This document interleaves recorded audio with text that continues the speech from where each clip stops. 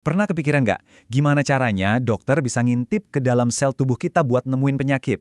Gimana caranya sesuatu yang awalnya sama sekali nggak kelihatan, bisa diubah jadi semacam peta berwarna yang super jelas buat diagnosis? Nah, jawabannya itu ada di dalam seni pewarnaan histologis, dan kita akan bongkar rahasianya bareng-bareng.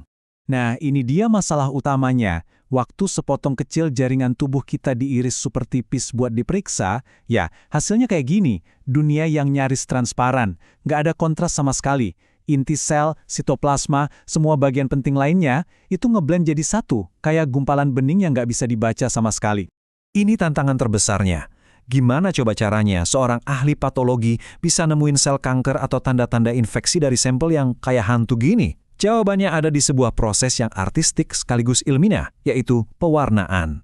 Oke, ini dia peta perjalanan kita. Kita bakal mulai dari prinsip dasarnya dulu, kenapa sih pewarnaan itu perlu?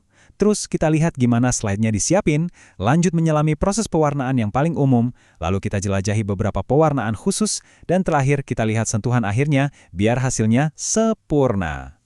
Jadi, gimana caranya kita bikin yang nggak kelihatan jadi kelihatan?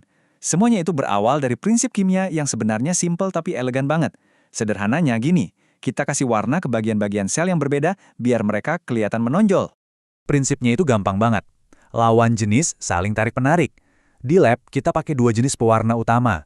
Ada zat warna basa yang muatannya positif, dia bakal nyari dan nempel ke struktur sel yang muatannya negatif. Sebaliknya, zat warna asam yang muatannya negatif bakal nempel ke bagian sel yang muatannya positif. Simpel kan? Nah, disinilah keajaibannya terjadi. Inti sel yang isinya penuh asam nukleat bermuatan negatif, itu bakal narik pewarna basa yang positif.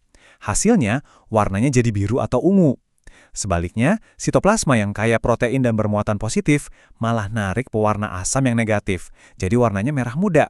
Seketika, dari yang tadinya bening, sekarang kita punya kontras yang jelas banget. Eits, tapi tunggu dulu. Sebelum kita bisa mulai mewarnai, ada persiapan yang super penting. Kita nggak bisa gitu aja netesin pewarna ke jaringan. Jaringan itu harus lewat serangkaian proses dulu biar siap menerima warna. Ini nih tantangan pertamanya. Biar strukturnya awet, jaringan itu biasanya diawetkan pakai sejenis lilin namanya parafin. Nah, parafin ini sifatnya hidrofobik alias anti-air. Padahal pewarna yang mau kita pakai itu larutnya di air. Yah, ini kayak nyoba nyampurin minyak sama air. Nggak bakal bisa. Solusinya, ada proses dua langkah yang cerdas banget. Pertama, kita harus buang lilinnya. Slide-nya direndam di pelarut khusus buat ngelunturin parafinnya. Nah, setelah lilinnya hilang, jaringannya kan jadi kering, jadi perlu diisi lagi pakai air. Caranya, direndam bertahap di alkohol, baru deh ke air murni. Sekarang, jaringannya udah siap banget buat diwarnai. Oke, slide-nya udah siap. Sekarang kita masuk ke pembahasan teknik pewarnaan yang paling dasar dan paling sering dipakai di semua laboratorium patologi di seluruh dunia. Hematoksilin dan eosin, atau biasa disingkat HNE. HNE ini bisa dibilang nasi sama lauknya dunia patologi. Hampir semua sampel jaringan yang bisa kamu bayangin, mulai dari biopsi kulit sampai sampel tumor pasti pertama-tama diwarnai pakai HNE. Soalnya pewarnaan ini ngasih gambaran umum arsitektur jaringan yang luar biasa jelas. Yuk kita bedah satu persatu. Pertama, hematoksilin. Dia kan pewarna basa, jadi dia nempel ke asam nukleat di inti sel, ngasih warna biru keunguan yang khas itu. Terus ada eosin. Ini pewarna asam yang nempelnya ke protein di sitoplasma, jadi warnanya merah muda. Nah, kombinasi biru dan merah muda inilah yang membentuk peta visual yang kaya banget sama info diagnostik. Prosesnya sendiri itu metodis banget, kayak ngikutin resep yang presisi. Jadi jaringannya direndam dulu di hematoksilin sekitar 5-10 menit biar intinya jadi biru. Habis dicuci, kadang warnanya dikurangin dikit biar nggak terlalu pekat. Baru deh direndam di eosin sebentar buat warnain sitoplasmanya jadi pink, sebelum akhirnya dicuci bersih buat hasil akhir yang sempurna. Tapi HNE itu baru permulaan loh. Kadang-kadang, seorang ahli patologi butuh informasi yang lebih spesifik, misalnya nyari molekul atau struktur tertentu. Nah, disinilah pewarnaan khusus masuk dan unjuk gigi. Ambil contoh pewarnaan PEAS, jagoannya ini adalah nyari karbohidrat, dan dia bakal ngubah warnanya jadi magenta yang ngejreng banget. Kenapa ini penting? Wah, ini bisa bantu dokter lihat kerusakan di ginjal, atau bahkan nemuin infeksi jamur yang ngumpet. Selanjutnya ada Alcyan Blue. Pewarna ini secara spesifik menyoroti musin asam, komponen utama lendir, dengan warna biru terang. Ini penting banget buat diagnosis penyakit usus atau kondisi pernapasan di mana produksi lendirnya jadi nggak normal. Dan coba lihat yang ini, Mazons Trichrome.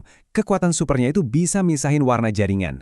Otot jadi merah, sementara kolagen yang jadi tanda jaringan parut, warnanya jadi biru atau hijau. Ini penting banget buat memetakan tingkat kerusakan di hati karena sirosis misalnya. Setelah semua pewarnaan selesai, kerjaan kita belum beres.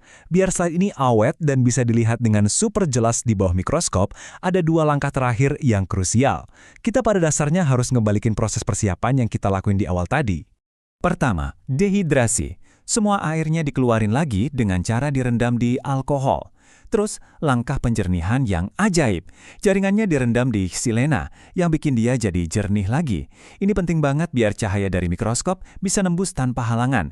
Jadi pemandangannya super tajam dan jelas di bawah lensa. Dan inilah transformasinya. Dari irisan jaringan transparan yang hampir nggak ada apa-apanya di sebelah kiri, menjadi sebuah lanskap seluler yang kaya warna dan penuh informasi di sebelah kanan. Setiap warna, setiap detail, itu menceritakan sebuah kisah. Jadi, poin utamanya adalah ini. Pewarnaan histologis itu pada dasarnya adalah seni menerjemahkan. Ini adalah teknik yang mengubah jaringan yang bisu dan tak terlihat menjadi bahasa visual yang bisa dibaca dokter dan ilmuwan yang pada akhirnya menuntun ke diagnosis akurat dan perawatan yang menyelamatkan nyawa. Proses ini benar-benar menunjukin betapa banyak informasi yang sebenarnya tersembunyi tepat di depan mata kita. Ini bikin kita mikir ya, kira-kira dunia tak terlihat apa lagi yang ada di sekitar kita, yang cuma menunggu lensa yang pas, atau mungkin pewarna yang pas untuk bisa terungkap. Rahasia apa lagi yang ada di luar sana yang saat ini nggak kelihatan, cuma karena kita belum nemu cara yang tepat buat mewarnainya.